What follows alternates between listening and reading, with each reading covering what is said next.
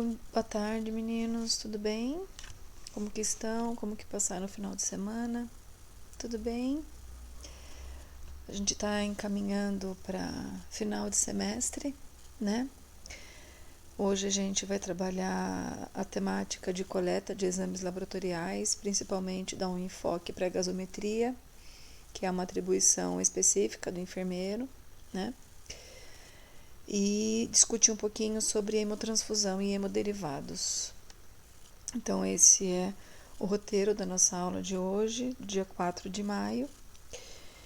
E aí, depois, quando chegar no término da aula, senão não, eu posso começar, a gente pode começar a falar um pouquinho agora.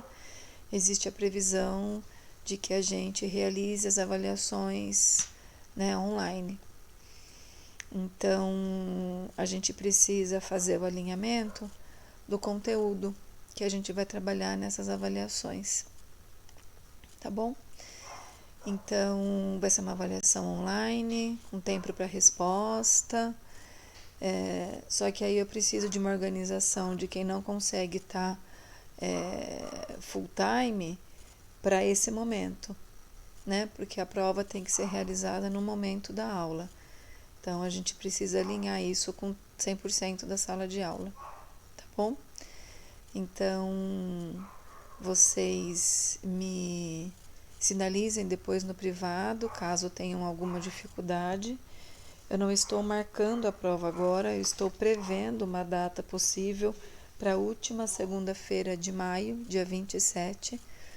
Acho que é um tempo razoável e pensando que nossa primeira aula seria depois em junho, seria dia 3, que talvez um momento de sub, né, presencial ou não, aí a gente não sabe como que vai ser, um momento de sub de fechamento das notas, tá bom?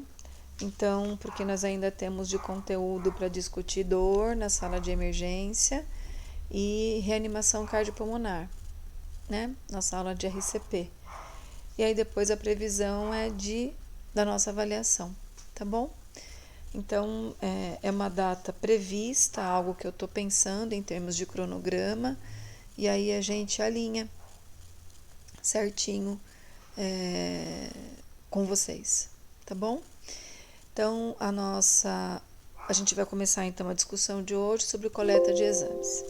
Quando a gente fala sobre coleta, a gente precisa entender qual é o objetivo dos exames, né? Então, exames laboratoriais, eles têm um grande objetivo de confirmar ou de estabelecer ou de complementar algum diagnóstico clínico, tendo como base a clínica soberana, né? Então, o meu paciente chega na sala de emergência, eu faço o levantamento básico de todas as informações que ele me traz. Então, vamos lembrar quais são? Se o paciente tem alguma comorbidade, se ele faz algum tratamento, qual foi o início e o desenvolvimento da queixa principal e se ele é alérgico a algum medicamento, né? Então, após isso, é a aferição de sinais vitais mais glicemia capilar, que é mandatório, né? Porque não necessariamente meu paciente precisa ter um distúrbio metabólico ou endócrino para estar hiperglicêmico ou hipoglicêmico. Então, é importante, glicemia capilar não é um sinal vital, mas ele faz parte do nosso primeiro atendimento no cenário de emergência. Até para que seja classificado Manchester, né? Porque Manchester tem como princípio a queixa e os sinais vitais, e sem dúvida nenhuma as comorbidades correlacionadas, certo? Então, é preciso que o atendimento nesse contexto tenha um olhar clínico muito bom, né? Porque às vezes, gente, não existe alteração de laboratório, é a clínica do paciente mesmo que direciona a nossa tomada de conduta, a nossa tomada de decisão, tá bom? E aí, além disso, além, né, de toda a possibilidade de confirmar, estabelecer ou complementar, ele fornece os subsídios para o prognóstico de determinadas doenças, certo?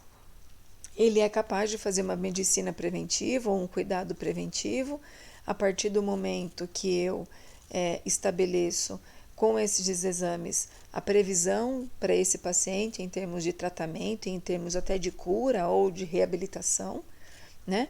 E é capaz de avaliar a eficácia de um tratamento. Então, por exemplo, um paciente que se encontra com uma hiperglicemia ou uma hipoglicemia, eu faço a coleta de glicemia e eu vejo qual é o valor, né, de glicose que ele está por miligrama de decilitro, ou é um paciente que está com uma anemia, né, ferropriva, ou uma anemia por perda volêmica mesmo, e aí eu preciso fazer essa avaliação mediante coleta de hemograma para ver HT, HB, quantidade de hematócritos e hemoglobina, ou é um paciente que está em uso de antibiótico terapia e eu faço uma coleta de série branca, né, analisando o hemograma na série branca para ver a quantidade de leucócitos. Então, entendam, eu preciso necessariamente de alguns exames em algumas situações para fazer uma avaliação desse paciente, ok? Então, possíveis questões que possam interferir no resultado do meu exame. Então, a técnica de coleta, né? Se você por acaso faz a coleta num braço que está com catéter intravenoso, esse paciente está recebendo fluidos em grande quantidade e você faz a coleta nesse braço, você pode ter um sangue extremamente alterado pela quantidade de eletrólitos infundidos nesse paciente, né? Paciente que faz atividade física, você pode ter uma alteração importante, principalmente de enzimas musculares, como a CKMB. Então, o paciente chega com uma dor no peito, porque estava na academia, você faz a coleta de CK, CKMB e troponina e CPK zerados, sem alteração, e CKMB alterado. Né? E se você não tem a informação prévia de que esse paciente estava em atividade física, você pode ter uma análise inadequada, né? Período de jejum muito prolongado, então você não sabe que o paciente está em jejum, faz a coleta e você pode ter um resultado e uma interpretação errada. Da mesma maneira, a alimentação antes de algumas coletas, né? A glicemia de jejum é uma delas. O uso de drogas, bebida alcoólica, cigarro e diferentes fases do ciclo menstrual, pela questão de liberação hormonal, também podem alterar caso, né, a gente vá fazer algum controle, alguma dosagem desses tipos de hormônio. Então, primeira coisa que a gente tem que fazer é separar o material. Na nossa sala de emergência, é muito comum o laboratório fazer a coleta, né? Mas muitas vezes nós vamos realizar a coleta porque a gente já vai realizar a coleta de gasometria. Então, para esse paciente não ter outra perfuração, a gente já faz a coleta de uma vez só. A gente não precisa fazer duas coletas separadas. Então, é importante que a gente saiba algumas dessas questões, porque, meninos, é importantíssima a agilidade no diagnóstico na sala de emergência, né? Principalmente quando a gente fala de infarto agudo do miocárdio. Então, o paciente chegou com dor.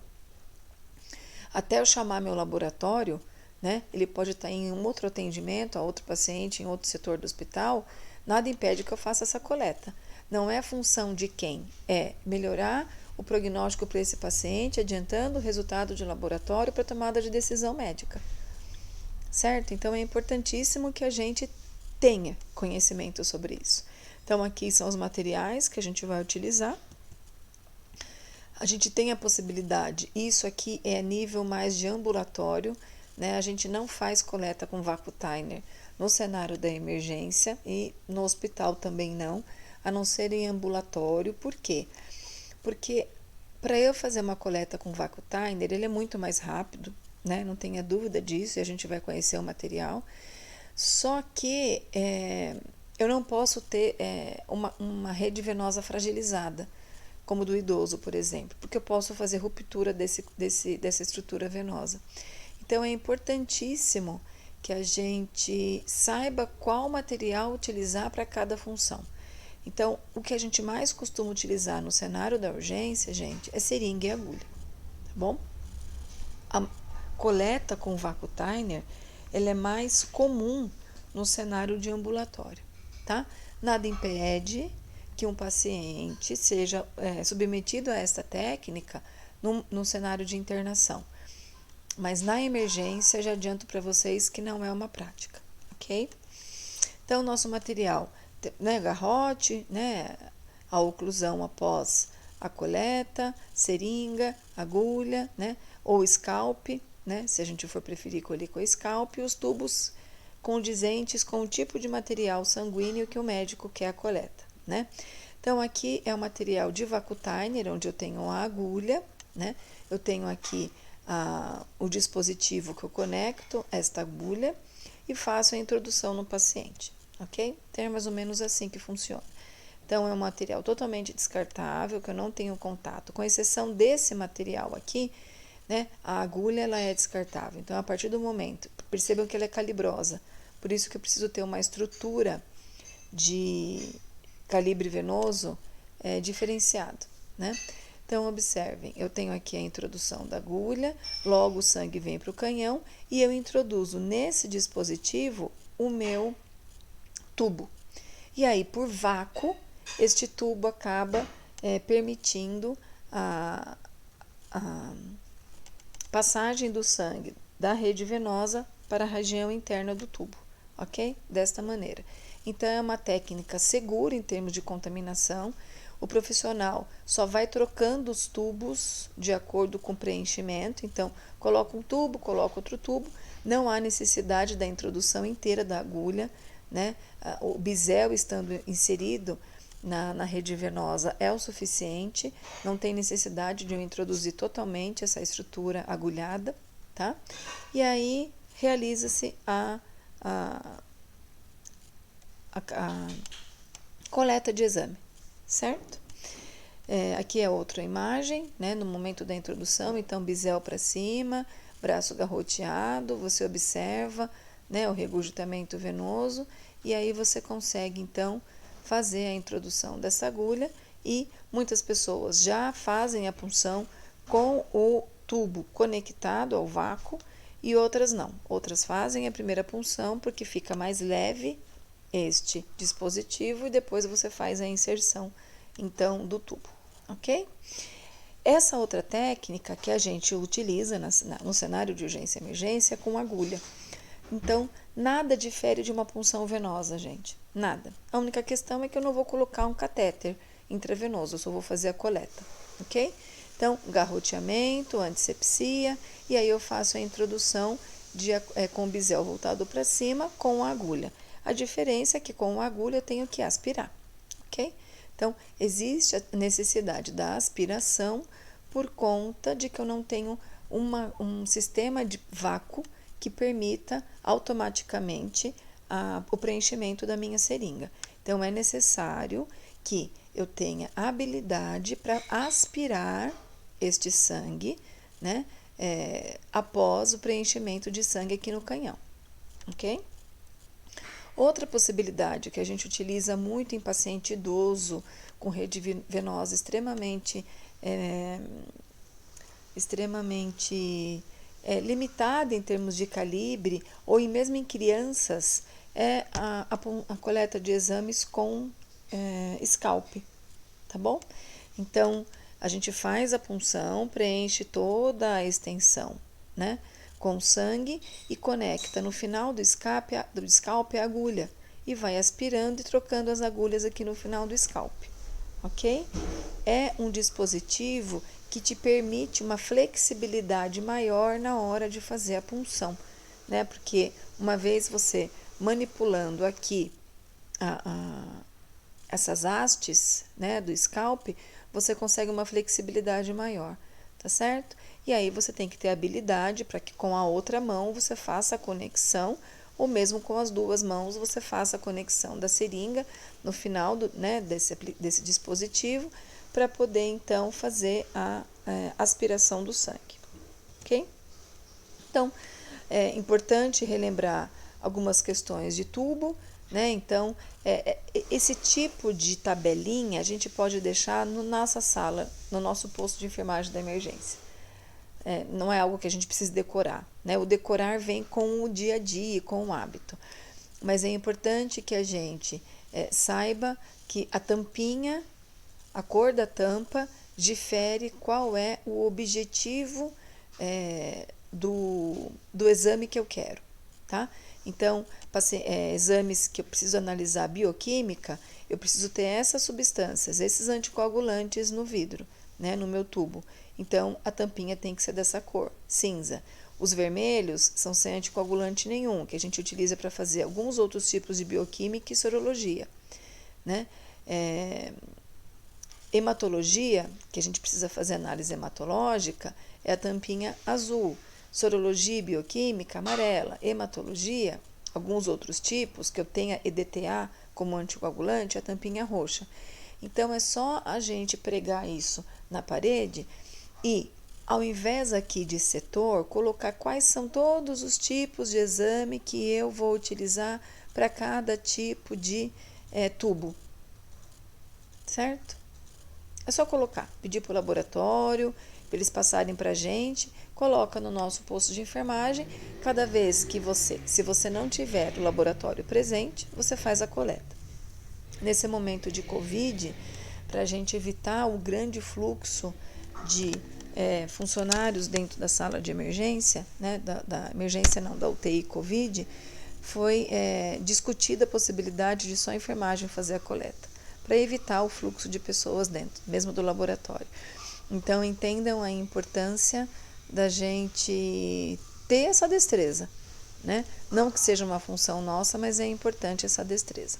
Bom, uma vez feito a coleta, né, com agulha, porque pelo sistema, eu vou voltar aqui um pouquinho, Vacutainer, o exame já está dentro do tubo, ok? O componente já está aqui dentro do tubo, tá? O sangue já está dentro do tubo.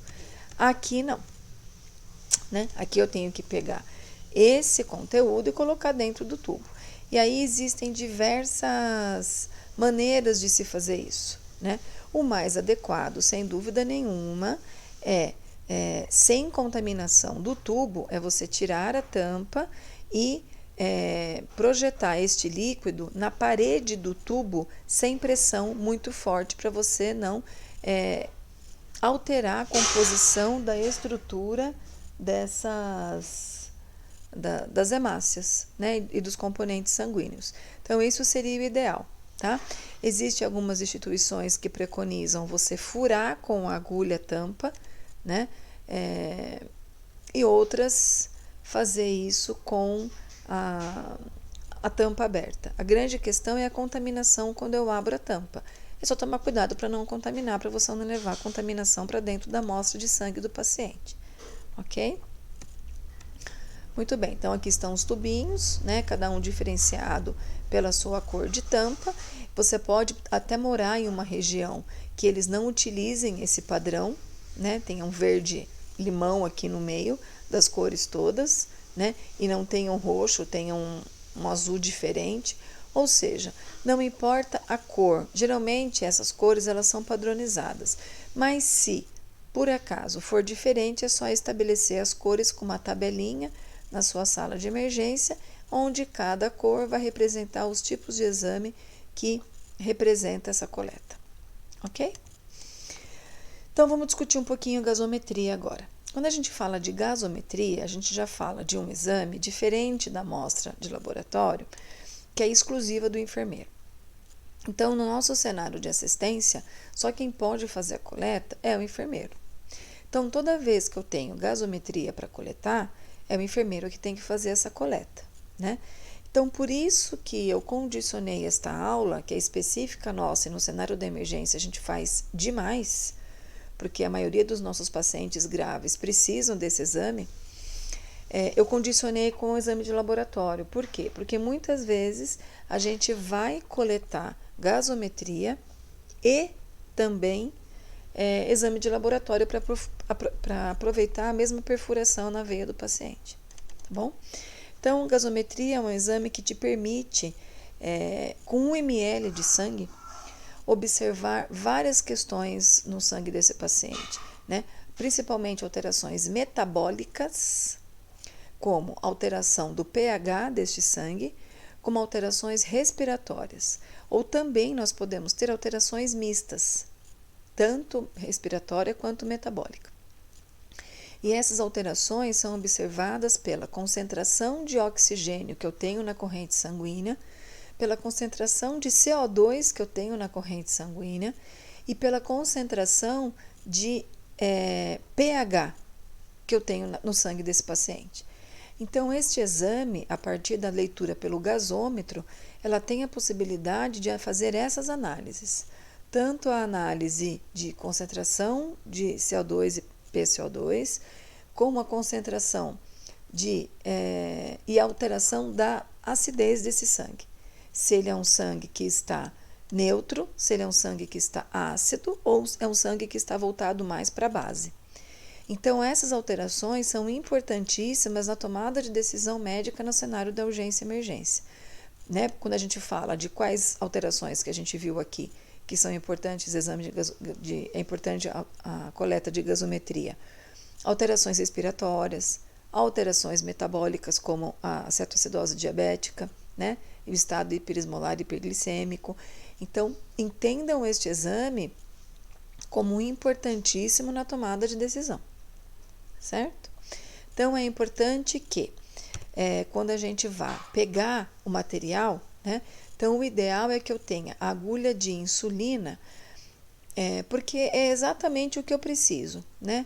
Meio ml a 1 ml de amostra. E ele é mais leve, então me permite ter uma técnica mais suave para não transfixar a artéria, né?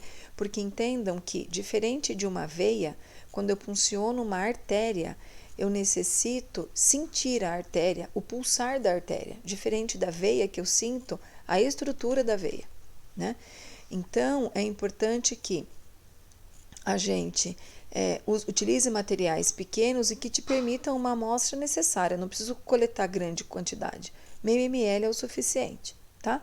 Então, eu uso uma seringa de 1 ml ou no máximo de 3 ml, tá? Mas atentando para que a quantidade que eu vou coletar é meio ml, certo?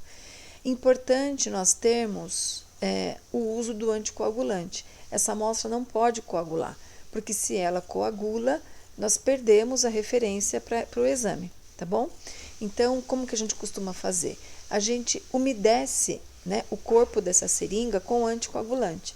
Então, a gente aspira e retorna o fluido para o frasco, né, porque aqui está estéreo, eu não faço contaminação, a gente pode deixar um vidro de heparina só para esse objetivo, e aí você umedece a parede desta seringa, uma vez que eu não precise colocar uma grande quantidade de heparina aqui para eu não deixar a minha amostra extremamente diluída.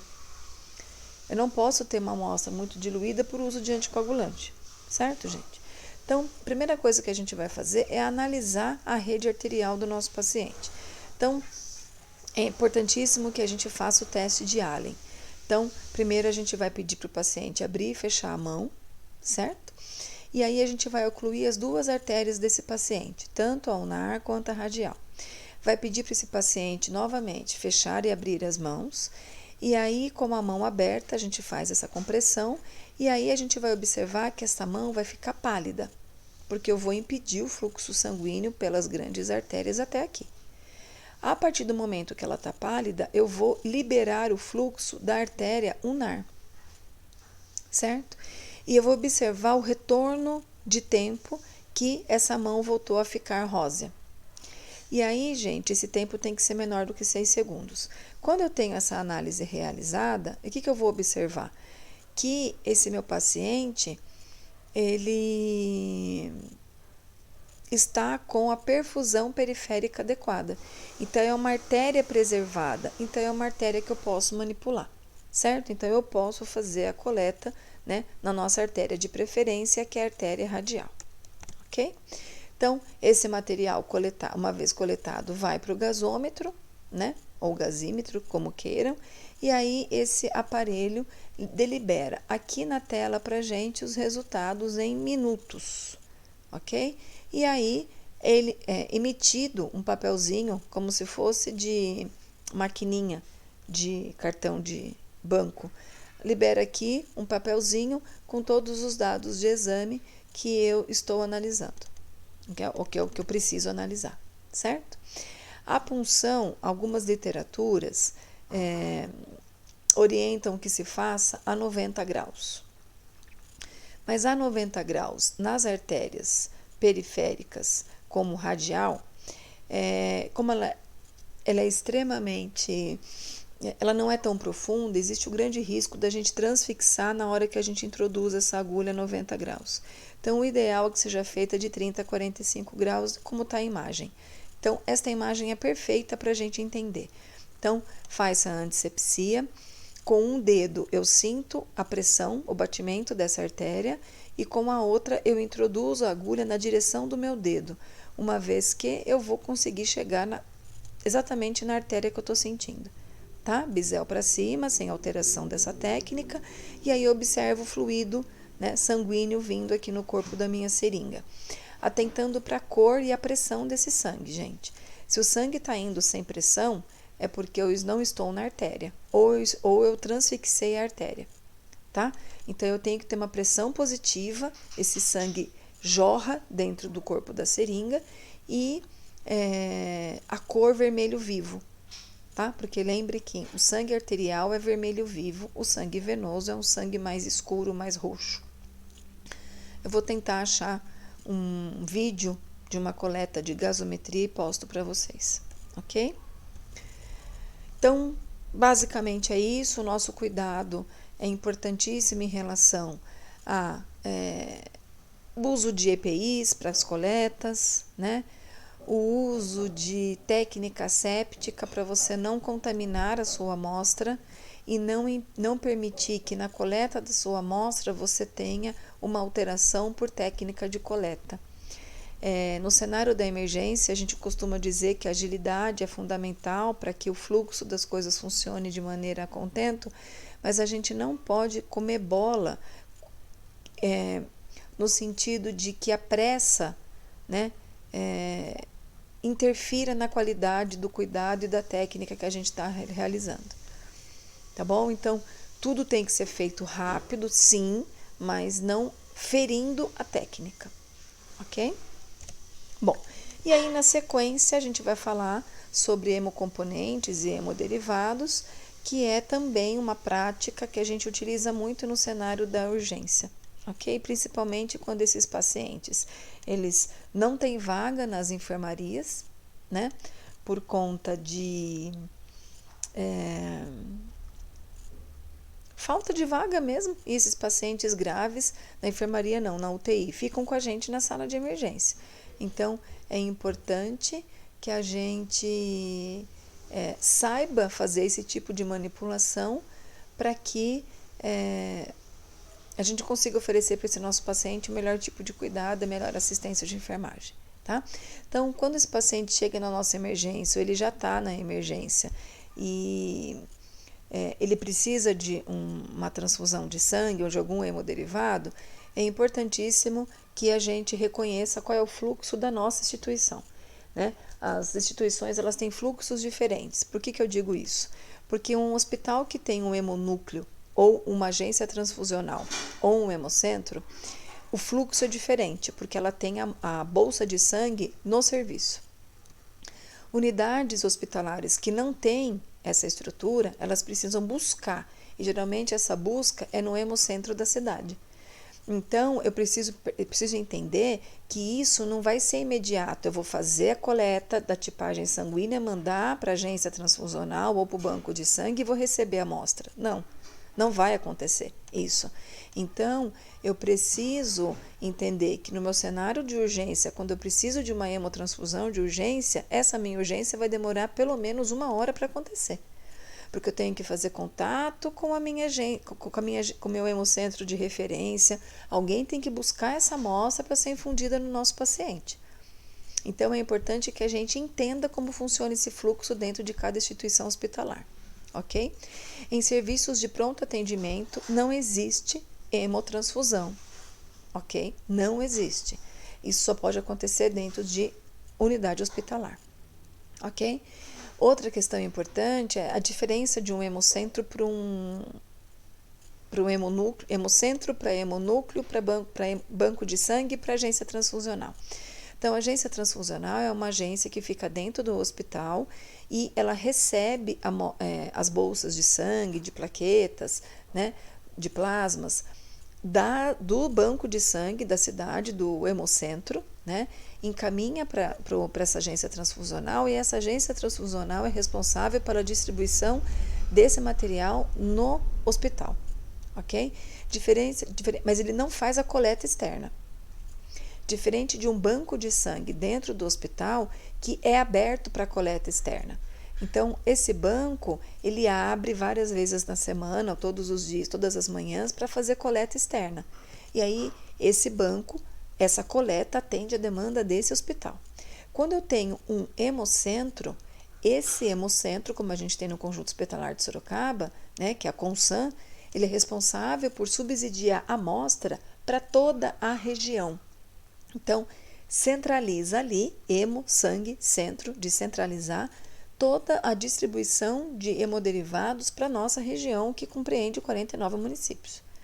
Então, quando municípios vizinhos não têm estrutura, quem subsidia é o hemocentro. Por isso a importância da gente respeitar o primeiro passo dentro desse processo, que é a obtenção do sangue.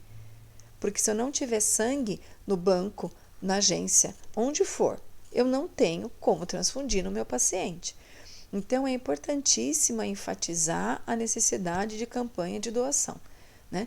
Existem épocas sazonais, como férias, que as pessoas não, que nosso arsenal, nosso estoque cai demais, porque não existe essa mobilização da sociedade para doação, né? Nesse momento de pandemia, também não. E é um momento que a gente está precisando demais, né? Então, entendam a importância de se fazer parcerias e de se estimular a responsabilidade social das pessoas em relação a esse movimento. A primeira coisa que eu tenho que realizar é campanha de doação. Então, eu estou com meu paciente lá na sala de emergência, ele vai precisar de hemotransfusão. Só que no meu hospital eu não tenho banco, eu tenho só uma agência transfusional. Perfeito. Eu chamo essa família, oriento e peço que a família se organize para ir no hemocentro da minha cidade fazer transfusão e dar o nome desse paciente. Se nós tivéssemos esta ação para cada paciente que recebesse sangue, nós não teríamos falta de sangue. Entendam isso. Mas esse movimento não existe, né, com uma responsabilidade muito grande. Então, a gente acaba tendo déficits importantes no nosso banco de sangue, certo? Atentar para a questão de alto custo, todo esse processo é muito custoso, então a gente não pode permitir perder bolsa de sangue por técnica inadequada, ok? Eu preciso de pessoas extremamente qualificadas na manipulação de tudo isso, né? Importante a gente entender que não existe manipulação manual com o sangue, tudo isso é feito com uma tecnologia extremamente avançada, mas eu preciso de pessoas para manipular essa tecnologia, certo? E pensar nessa questão aqui, né? Que riscos sempre existem, né? Principalmente em pacientes que recebem transfusão o tempo todo. Existem doenças hemolíticas que os pacientes são politransfundidos, né? São pacientes que recebem sangue o tempo todo. Então, esses pacientes têm um risco muito grande de apresentar reação transfusional, ok? Então, quem pode ser o doador, né? Quem é esse cara que vai procurar uma agência um hemonúcleo para fazer a doação? Ele é um cara que a priori não pode ter nenhum tipo de doença pré-existente infectocontagiosa, certo? Porque se ele tiver essa doença pré-existente, ele não pode fazer a doação. Então, no momento que esse doador chega nesses bancos de sangue, eles passam por uma seleção, né? Onde é feita toda uma tipagem, verificado o peso, acima de 50 quilos eu posso ser doadora, né? E essa entrevista ela existe para saber algumas questões, né? Existe uma discussão muito grande, ética, a respeito de transfusão, que proíbe algumas pessoas, por opção sexual, de transfundirem, né? De serem doadoras, né? Os homossexuais são um deles. Então, existe um movimento grande, né, a respeito disso, Por quê? Porque são, de uma maneira preconceituosa, talvez, visto pela sociedade que tem múltiplos parceiros e é uma população que tem um autocuidado muito ruim em relação ao uso de preservativo nas suas relações sexuais, né? Então, de maneira arbitrária, eu acredito, e preconceituosa, existe esse olhar, tá? É da lei. Então, se muitos pacientes, muitos doadores que referem à sua opção sexual, não é permitida a doação nesse momento, tá? Então, é algo que eu acho que a gente precisa aí trabalhar para a gente mudar, porque a troca de parceiros e a falta do uso de preservativo, ela também se dá no hétero, né? Não somente no homossexual. Principalmente o homossexual do gênero masculino, ok? Porque faz uma prática sexual que é extremamente suscetível à contaminação, que é a prática do sexo anal. De todas as modalidades sexuais, a prática do sexo anal é a que mais é suscetível à transmissão de ST pela vascularização na região anal e pelo risco de sangramento. Então, a partir do momento que eu tenho essa penetração, eu possibilito a ruptura de capilares e a ruptura desses capilares permitem aí a contaminação, ok?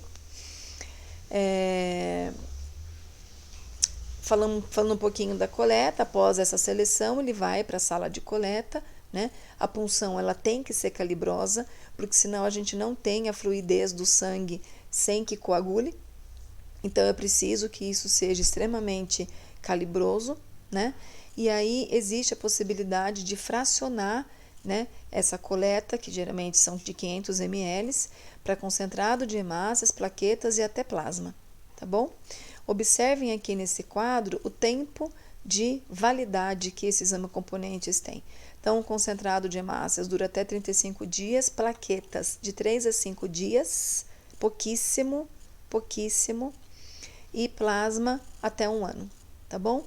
Então, o que a gente tem mais vulnerável ao tempo aí são as plaquetas, certo? E o concentrado te dá uma margem maior de possibilidade de trabalho, que é de 35 dias. Então, aqui é uma sala de coleta, né? Cada paciente, cada doador fica acomodado numa cadeira. É importante que as cadeiras sejam flexíveis, caso o paciente passe mal no momento, né?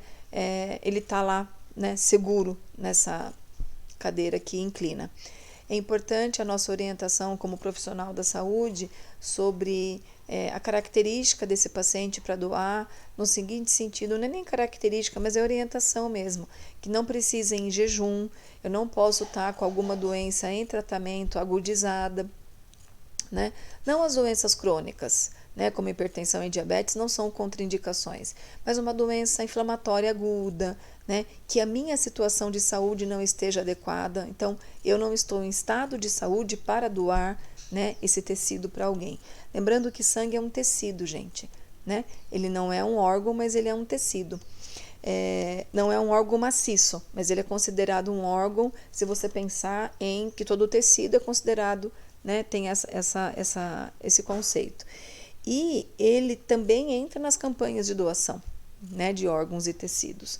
Então, é importante que a gente sempre divulgue e conscientize a população a responsabilidade de cada um nesse contexto e a importância do ato, né? Porque quando a gente está lá na linha de frente, atendendo o paciente na urgência e na emergência, a gente não tem noção do bastidor disso, né? De você coletar a doador, de você coletar o sangue, de você processar esse sangue até esse sangue chegar na bolsa para você, né?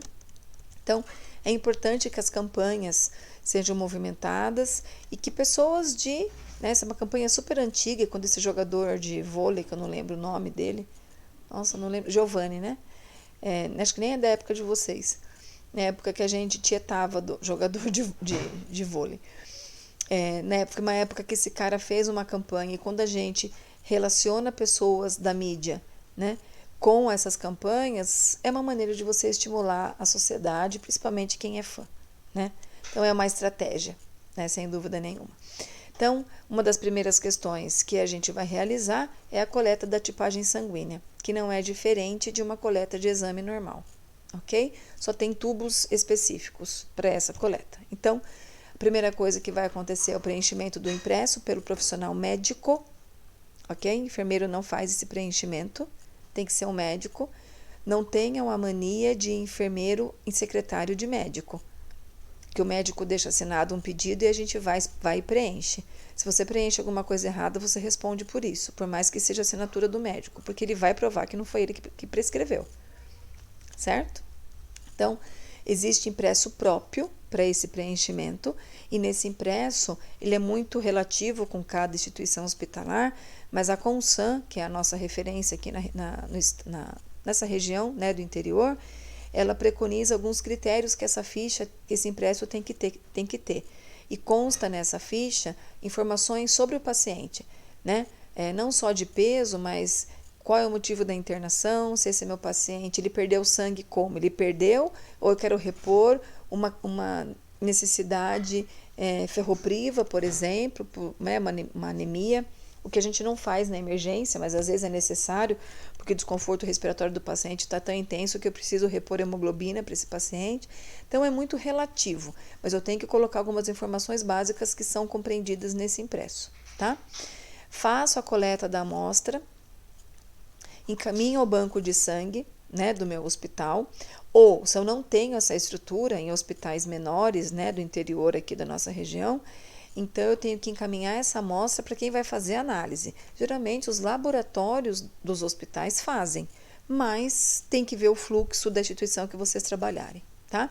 É feito a tipagem, né, que são os testes pré-transfusionais, e aí a retirada no banco de sangue, seja esse banco interno ou externo ao hospital, ok? Então, importantíssimo a gente atentar para o momento da infusão, né? O acesso venoso desse paciente, ele tem que ser calibroso, né? E ele tem que ser duplo a partir do momento que eu entendo que no momento da transfusão, esse sangue vai estar em acesso exclusivo.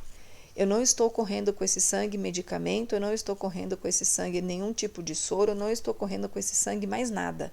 Esse acesso está exclusivo para a infusão desse sangue, ok?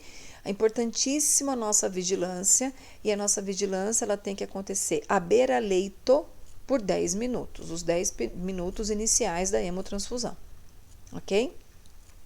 O equipo, todos estão vindo com filtro agora, eu vou mostrar para vocês numa imagem, e esse filtro tem o grande objetivo de reduzir com maior intensidade possível a possibilidade de infusão de impurezas nesse meu paciente, tá certo?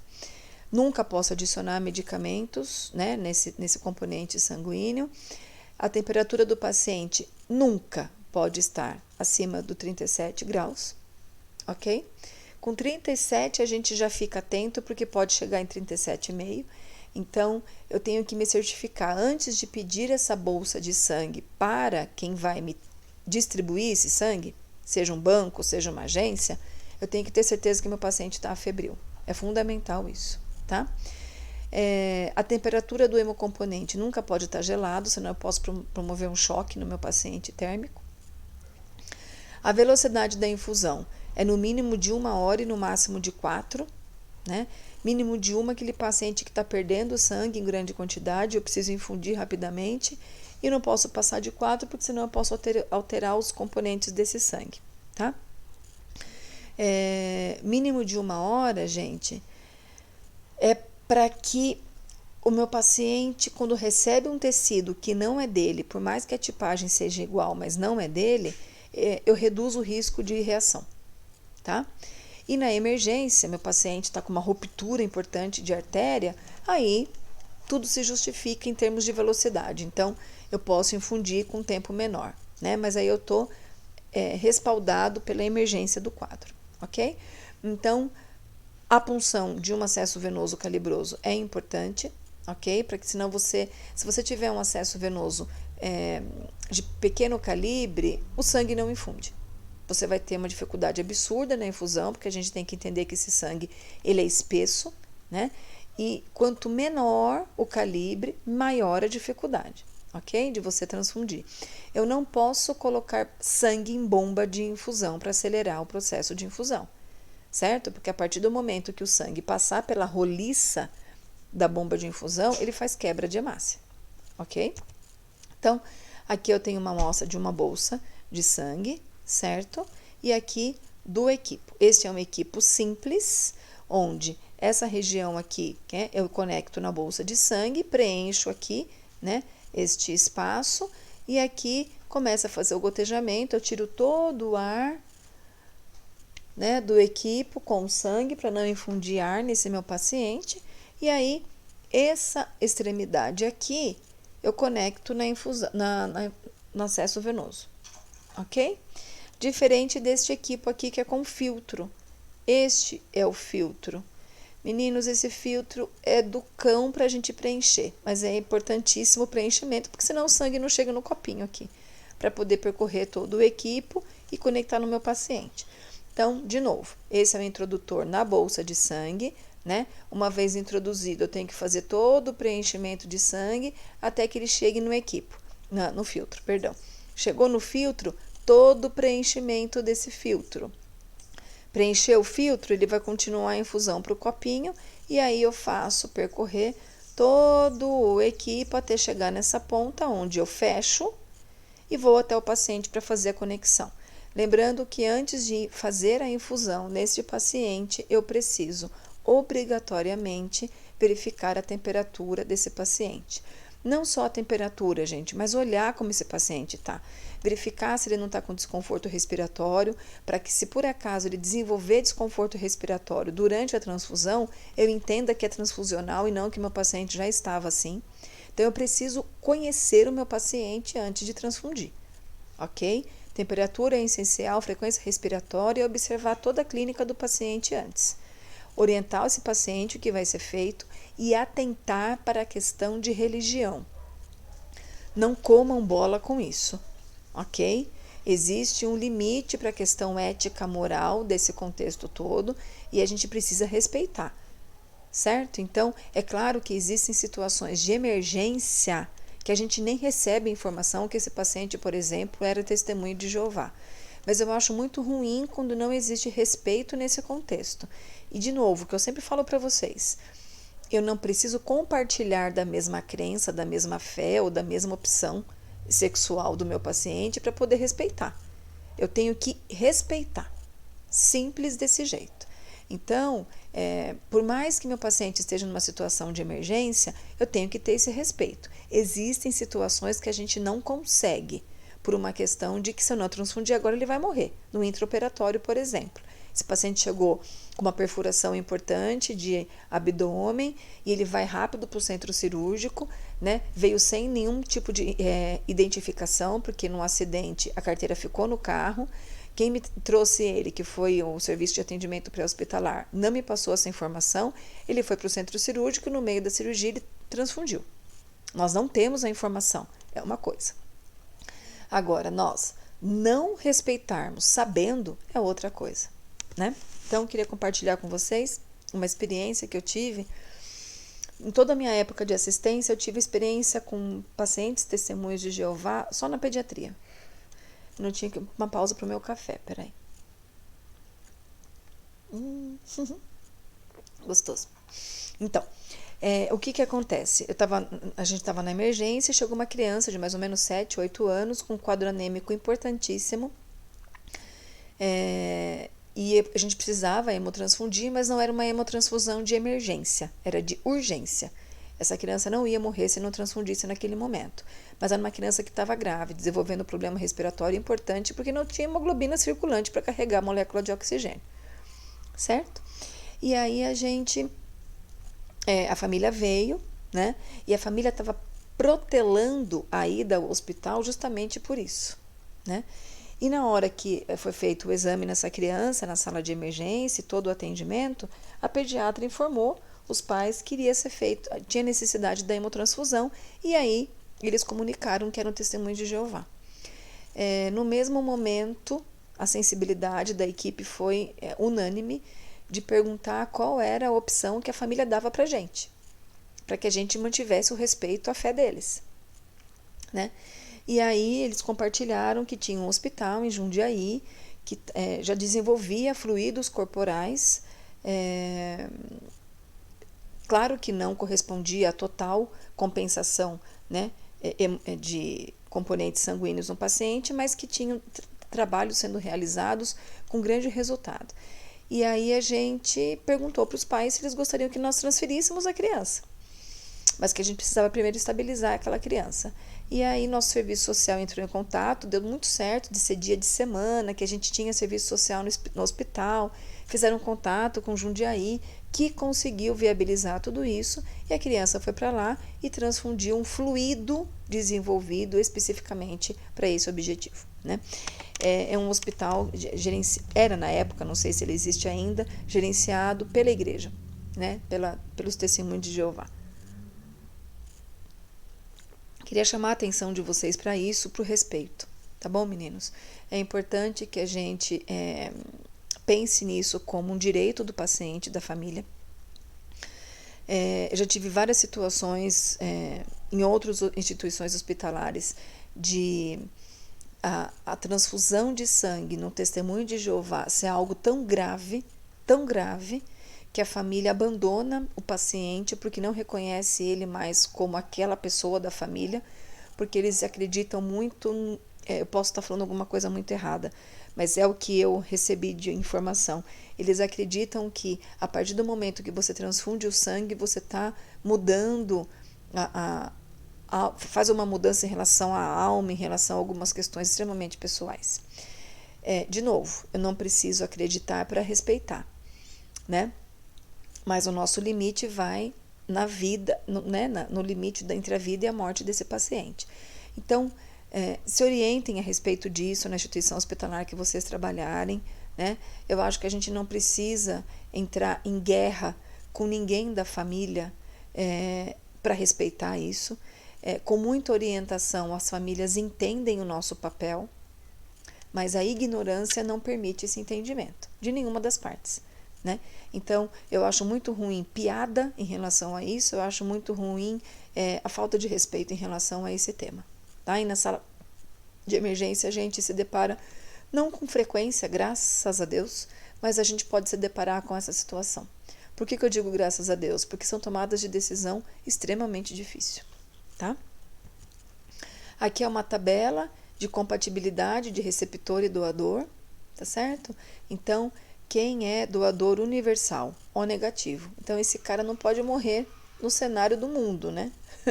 Um paciente com O positivo, ele é uma joia rara no momento de escassez de banco de sangue. Ele pode ser doador para todo mundo, tá certo? Então, a gente tem que incentivar esses pacientes a serem doadores, mas claro que não só eles, né? O O positivo também, né? Ele é doador para O positivo, A positivo, B, tudo que é positivo, O positivo é doador. Então, é um sangue bom também, tá? O A negativo só doa para A, onde tem A. Então, A positivo e A negativo, e AB negativo e AB positivo, né?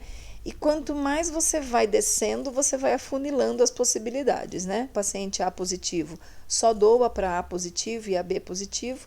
Um B negativo para tudo que tem B, ele pode doar, assim como o A, né? O A negativo. O B positivo só doa para onde tem positivo e B positivo e AB positivo.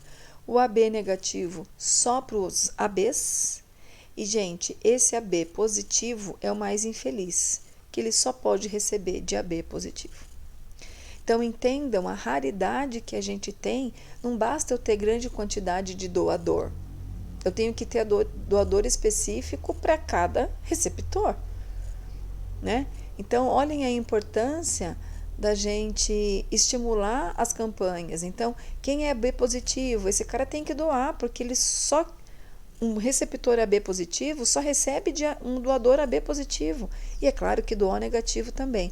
Mas a gente precisa ter isso muito claro, né? Justamente para a gente incentivar as campanhas aí de doação, ok? Tudo bem até aqui? Tô quase acabando já, tá bom, meninos? Vamos discutir então agora as possíveis reações transfusionais. Então, eu queria lembrar algo para vocês que eu já falei no começo da aula, mas queria enfatizar que isso é uma ação exclusiva do enfermeiro, né? Isso é uma resolução do nosso Conselho Federal de Medicina, de Enfermagem, perdão. É uma ação exclusiva do enfermeiro, somente o enfermeiro pode instalar sangue justamente para se evitar e se permitir que o olhar mais apropriado do enfermeiro consiga identificar possibilidades de reação nesse paciente, certo? Não cabe eu perder um paciente por erro de infusão ou erro de instalação ou erro de acompanhamento, ok? Então, a gente precisa entender que até 24 horas depois da transfusão eu posso ter reação transfusional ainda, tá? Então, qualquer evento durante a transfusão deve ser relacionado a esse procedimento, mas observação, eu tenho que atentar para ver se meu paciente já não estava dispneico, para não associar a dispneia a uma reação transfusional. Preciso analisar em paciente com dengue, por exemplo, que ele já tem um quadro de petequia, então eu não vou analisar, não vou relacionar a petequia a uma reação transfusional, certo? Então é importante eu conhecer meu paciente. Observar a beira-leito por 10 minutos. Então, o enfermeiro, quando vai instalar um sangue, tem que ter 10 minutos para ficar à beira desse leito para observar reações transfusionais. A família tem que estar ciente desse momento e o paciente também. Interromper o procedimento a qualquer alteração que possa aparecer, né? Então, apareceu alguma reação, chama o médico imediatamente, instala um soro fisiológico, desconecta o sangue, certo? É necessário, muitas vezes, colher uma nova amostra para o banco de sangue, ou seja lá quem ofertou esse sangue para vocês, fazerem uma contramostra, né? Uma contraprova, e atentar para esse paciente, gente. Geralmente, esse paciente, quando reage com alguma alteração durante a transfusão, a gente tem que submeter esse paciente ao uso de corticoide para abaixar a imunidade dele, para a imunidade dele não reconhecer mais esse corpo como agente agressor, porque é por isso que ele faz reação transfusional, né? A nossa imunidade entende que está chegando um invasor, e na verdade não é, mas para ele é porque não é um tecido do organismo dele, entendem? Por isso que ele reage. Então, se a gente tomar todos os cuidados em relação à temperatura desse sangue, à exclusividade de acesso venoso, infundir e ir lentamente, quando o meu paciente pode receber uma transfusão lenta, o risco de reação é menor, ok? Se atentem se o paciente de vocês já recebeu várias transfusões. Esse paciente é um paciente que tem risco de fazer uma reação transfusional, ok? As reações elas podem ser causadas pelos leucócitos, que foi o que eu falei para vocês, por uma reação febril, certo? O paciente estava com febre, entra o sangue e pode fazer uma alteração, uma reação importante, pode apresentar urticária ou pode fazer uma anafilaxia. E a anafilaxia já é mais de difícil reversão, certo? Por isso que eu preciso obrigatoriamente estar do lado desse leito, porque grande parte das reações transfusionais acontece nos 10 primeiros minutos, ok? Então, aqui é um exemplo de uma urticária que acontece como reação transfusional, né? Meu paciente não tinha isso e apresentou isso durante a transfusão, né? Eu identifico como uma reação transfusional. Edemas, geralmente periorbital e labial, podem acontecer, então atentem para esse aparecimento, ou placas, né? Junto com o edema, tanto de lábio quanto periorbital, placas disseminam por todo o organismo, certo? E da mesma maneira que esse lábio demaciou, que esse olho demaciou, eu posso ter edema de glote. Esse paciente para de respirar, certo? Então, se ele para de respirar, a única coisa que eu posso fazer é providenciar intubação rápida. Eu não quero fazer isso por uma transfusão, gente. Então, eu tenho que estar atento aos primeiros sinais, porque se essa transfusão é sanguínea, eu parando o sangue, eu paro a reação, certo? Olha aqui, ó, outro exemplo. Isso aqui é foto real, né? Uma criança pós-transfusão. Ó as placas e o edema importante, certo? Então, quando eu não tenho reação não imunológica, pode ser por sobrecarga circulatória e o coração do meu paciente não deu conta, né, de bombear tanto volume, embolia gasosa, por hipotermia, por distúrbios eletrolíticos e contaminação bacteriana, ok?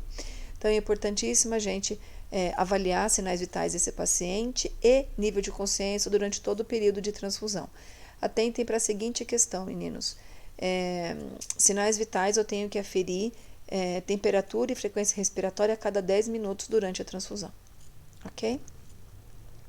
Então é isso, eu vou ver se eu consigo achar para vocês algum tipo de vídeo que exemplifique e que elucide para vocês visualizarem a coleta de gasometria. Com certeza isso tem na internet, só preciso achar uma correta para mandar para vocês. Se eu achar algo em relação à hemotransfusão, também eu mando, tá? É uma aula gostosa essa, né? Sai um pouquinho daquela questão conceitual que a gente estava trabalhando ao longo das semanas, então quis trazer essa aula para dar um descanso para vocês nessa semana. E dá para construir um mapa muito legal com essas informações. Vocês podem construir um único mapa com todas essas informações, tanto de hemo quanto de coleta, principalmente gasometria, tá? Que é exclusiva do enfermeiro. E uma coisa importantíssima, atentar para a nossa responsabilidade durante todo esse contexto, né? E eu trouxe esses temas porque elas são muito comuns no cenário da urgência e emergência. Muito comuns, né? Tanto a coleta de gaso quanto a hemotransfusão. Então é importantíssimo que vocês tenham isso de maneira muito clara no nosso operacional, no cenário do cuidado. Tá bom? Fico à disposição de vocês para qualquer dúvida. Um grande beijo.